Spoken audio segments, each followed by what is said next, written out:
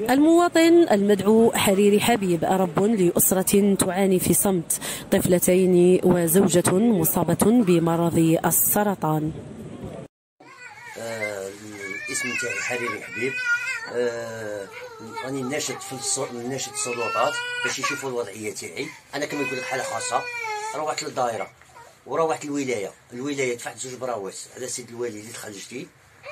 البريه الاولى دخلوني على لا سيكريتير اللي تحت.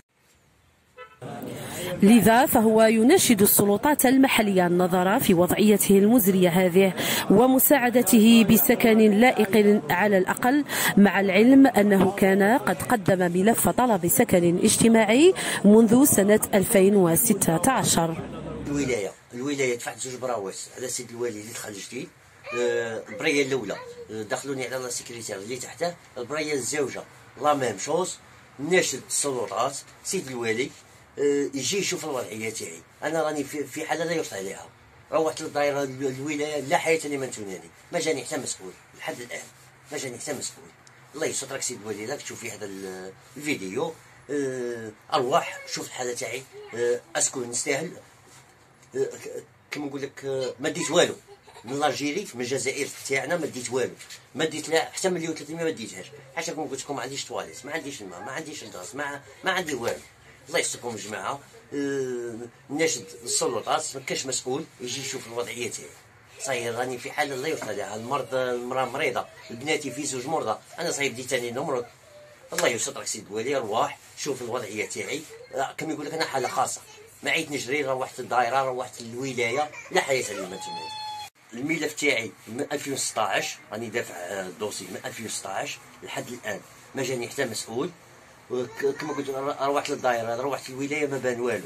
ولات كريه طردتني في وقت تاع كورونا كي حبست خدمه. لقيت هذا كيوسك بين قول فوضوي، المهم كيوسك.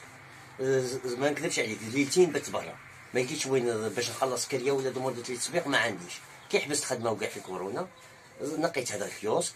كان موثق حاشيكم لا اله الا الله محمد رسول الله، وسكنت فيه ولادي. انا مانيش باغي على ولادي يسكنوا في هذه الوضعيه. حاشاكم تواليت، ما كانش تواليت، بنتي مازال ما تعرفش تواليت. راني في مده عامين هنا، حتى مسؤول ما جا عندي.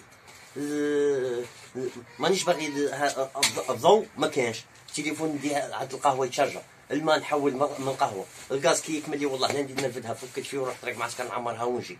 الصي ما قديش، ولادي راهم يمرضوا، راهم يضيعوا مني. انا لو كان راني لاقي خدمه وكاع ما خليش ولادي في هذه الوضعيه. كنت كاري 1,500,000، كنت حامد ربي. لا كانت خدمه، كانت كلش مارش. ما كورونا ليا لا غالي باش الخدمه ما كانش. تحمل راه بالعرف ما كانش الخدمه. لو كان جيت خدام وكاع نكري لولادي، مانيش باغي ولادي يقعدوا في هذه الوضعيه. الله يسترك سيد الوالي. غير مسؤول يجي عندي، غير مسؤول. راني قارع في المسؤول يجي عندي صايك. الله يسترك سيد الوالي، الله يسترك.